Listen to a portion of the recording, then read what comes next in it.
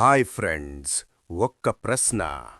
కురుక్షేత్ర యుద్ధం 13వ రోజు పాండవుల బలమైన అర్జునుడు యుద్ధభూమిలో అక్కడ ఎందుకు లేడు? అది యాదృచ్ఛికం కాదు, అది ఒక పూర్తి కుట్ర.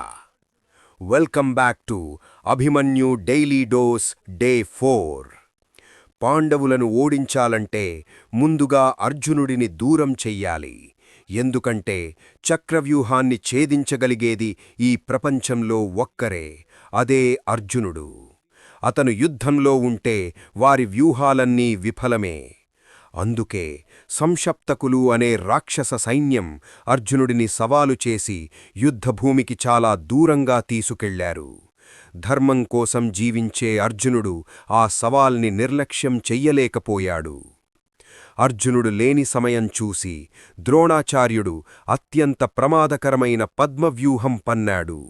దాన్ని ఛేదించడం ఒక్క అర్జునుడికే వచ్చు, కాని అర్జునుడక్కడ లేడు. ధర్మరాజు భయంతో వణికిపోతుంటే, నాకు వెళ్లడం వచ్చు, కాని రావడం రాదు అంటూ ముందుకు వచ్చాడు అభిమన్యుడు. అభిమన్యుడు నిజంగానే ఆ వ్యూహంలోకి వెళ్తాడా? ఒంటరిగా అంత ప్రమాదకరమైన పద్మవ్యూహాన్ని ఎలా ఎదుర్కొంటాడు?